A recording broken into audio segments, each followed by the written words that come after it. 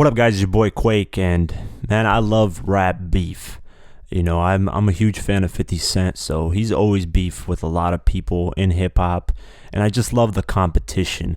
I feel like it brings the best out of each artist, and I feel like it needs to happen more as long as it doesn't spill over to the streets and it gets violent and actually turns into real beef, not the beef that's just social media beef or whatever.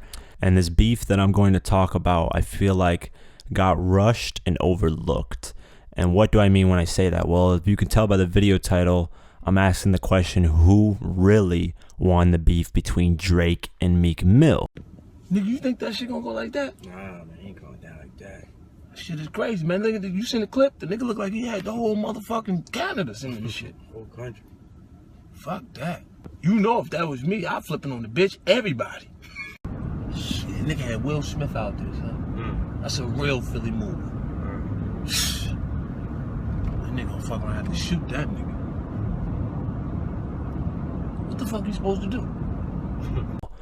So you're probably saying, Quake, you're crazy. Obviously, it was Drake. I mean, he had the better records, better delivery, and just overall had the majority of the public on his side.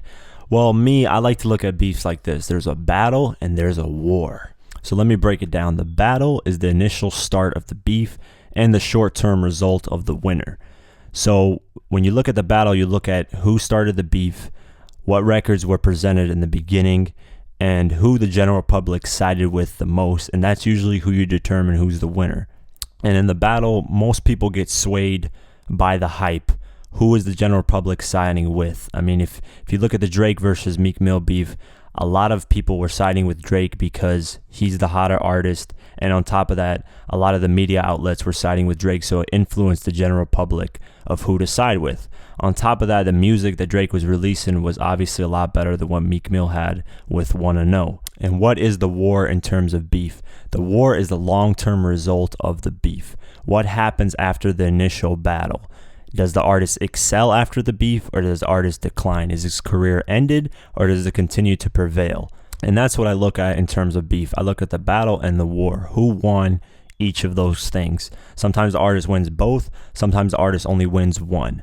And that's what I'm looking at in terms of Drake versus Meek Mill. But before we get into all of that, let's get into how the beef initially started. Back in July 2015, Meek Mill decided to randomly hop on Twitter one night and just take shots at people in the industry, and more specifically Drake. Now, why did he do this towards Drake? Well, a lot of people say it's because he was upset that Drake didn't tweet out that his new album, Dreams Worth More Than Money, was available. So with Meek Mill being in his emotions, he decided to sort of air out Drake's secret. And this really wasn't a secret. If you look at album credits, a lot of the time you can tell who wrote the record, but the general public usually doesn't. They sort of just listen to the music and don't really care. So Meek Mill decided to tweet that Drake doesn't write his own lyrics and that he has a ghostwriter for a lot of his songs, and more specifically the song Rico, which was on Meek Mill's album. And Meek Mill said that he would have not put the song on the album if he knew initially that Drake did not write his verse on Rico. And this is where the battle portion of the beef begins, because a lot of hype was created on Twitter and a lot of people did not believe what Meek Mill was saying, because Drake is arguably one of the best rappers alive in today's time. So a lot of people thought that Meek Mill was just saying this to create hype for his new album and that Drake would just ignore it. After all this hype on Twitter, Drake was silent. He did not say anything. So a lot of people were wondering, is this just for hype, or is Drake actually going to respond? A few days later passed by, and on OVO Sound Radio, Drake decides to drop the first response track, Charged Up. And the initial response was crazy, not because the track was really amazing, but because Drake had officially got himself involved in his first rap battle. And this was out of nowhere. Remind you that Drake was silent during the time that Meek Mill was dissing him on Twitter. So the hype was insane. People were going crazy. The beef is officially official. Now the ball is in Meek Mill's court. What is he going to say and what is he going to do? And this is where the tipping point in terms of Drake versus Meek Mill happened.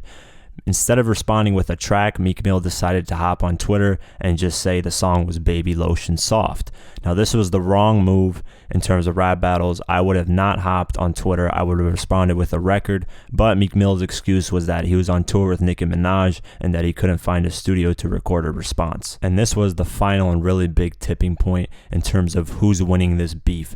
Drake, within a day and a half, decided to respond again with another track called Back to Back. And this dropped randomly at night when everybody was asleep. So when everybody woke up, they were surprised with another Meek diss. And this was very, very surprising because we expected Drake to be sort of passive and not aggressive. But he took initiative and dropped 2 songs back to back, pun intended. And it was just insane. Meek Mill still hadn't released a diss song back to him, so this was looking very bad for Meek Mill. The general public was way on Drake's side at this point, and I don't think Meek Mill could really recover from this. And Meek had to really try and do something. So he found a studio, recorded the diss song 1-0, gave it to Funk Flex to premiere, and when the song premiered, it was sort of weak. A lot of people disliked it, and it was a very late response. I personally liked the beginning of the song, and then towards the end it sort of got weak. But this initiated the stamp that Drake had won because 2 of the songs that he dropped were a lot stronger and a lot more aggressive. And this is where the battle portion of the beef sort of ended. A lot of people were on Drake's side. Whatever Meek Mill did, it didn't matter at this point. Drake had the better music out, and Drake was just simply the hotter artist with the better diss records. So at this point, the beef was over. A lot of people didn't pay attention to it anymore, and whatever happened after, people didn't really care about. A few months passed. Meek Mill, after he got off probation, decided to drop a mixtape dissing Drake again. At this point, 50 Cent was involved in the beef. He dissed 50. A bunch of diss tracks started coming out, and these tracks were fire, but these tracks should have been released when the beef initially started. This would have saved Meek Mill's career immensely at the time. So enough about the beef and what happened. Let's go back to my beginning theory of the battle and the war in terms of beef. And the general public mainly cared about the battle instead of the long-term war results. So of course, who won the battle? It was obviously Drake. There's no debate in that. Drake just completely destroyed him. His timing was perfect. The diss records were perfect.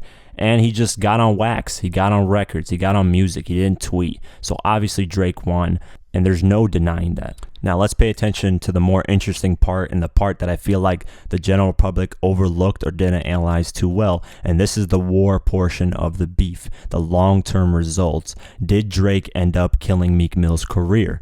The short answer is no. When Meek Mill dropped Dream Chasers 4, a lot of people were still anticipating it and wanting to downloading it, including me. And with that being said, the only thing that I can think of that Drake affected Meek Mill in terms of long-term was the fact that he beat him in a rap battle. And this was initially the first mainstream rap battle both these artists have. Meek got involved with a few beefs here and there, so did Drake, but it wasn't as big as this one. So with Drake beating Meek Mill in this rap battle, it sort of gave Meek Mill a strike as an artist and a rapper, and especially a rapper from Philly. A lot of Philly rappers are known to be well-known spitters and rap battlers. So what did Meek Mill do long-term to affect Drake's career? Well, he created this shadow of doubt, this dark cloud over his career, and this question will forever remain haunting Drake, and that is, does he write his own material? And this is a bad question to have looming around your career, because as a rapper, you pride yourself on writing your own material and being one of the best lyricists around. So this is why I lean towards Meek Mill when it comes to the war portion of the beef. I feel like that ghostwriting question that looms over Drake's career will forever haunt his career. And when people debate about who's the greatest rapper or who released the best projects, a lot of people will mention that Drake had ghostwriters, and it was proven that Drake had a few ghostwriters. Now, do a lot of rappers have ghostwriters? We don't know. Only a few rappers publicly admitted that they did. But a lot of rappers get help on hooks, and that's normal. But Drake got help on verses, and that's not good. That's not a good look as a rapper in terms of your career. A lot of people are going to ask the question, did Drake write his own material? And that shadow of doubt will forever haunt his career. And that's why I feel like Meek Mill won the war portion of the beef. Drake had that rap battle and he won, but the question of did you write your own material is possibly one of the worst questions to be asked as a rapper. So to recap, Drake won the battle. That's no debate. There's no debating that. Anyone to debate that is just a Drake hater. But in terms of war, the long-term result of the beef, Drake did not kill Meek Mill's career at all. Meek Mill is still thriving. Even though Nicki Minaj broke up with him, Meek Mill is still getting streams, downloads, and people are still checking for his music. And the only thing that Drake did was beat him in a rap battle, which sort of puts a mark on his career in terms of losses. But Meek Mill has that shadow of doubt over Drake's career, and I think that will forever haunt him. So let me know what you guys think. Do you guys agree or disagree with what I said? And do you guys really care that an artist has a ghostwriter? I feel like the younger generation doesn't really care if an artist has a ghostwriter or not, because Drake's career is still prevailing. He hasn't fallen off since this. But I mean, older heads care. So let me know what you guys think. Leave a comment below, like, share, subscribe, and I'll see you guys in the next one. Peace.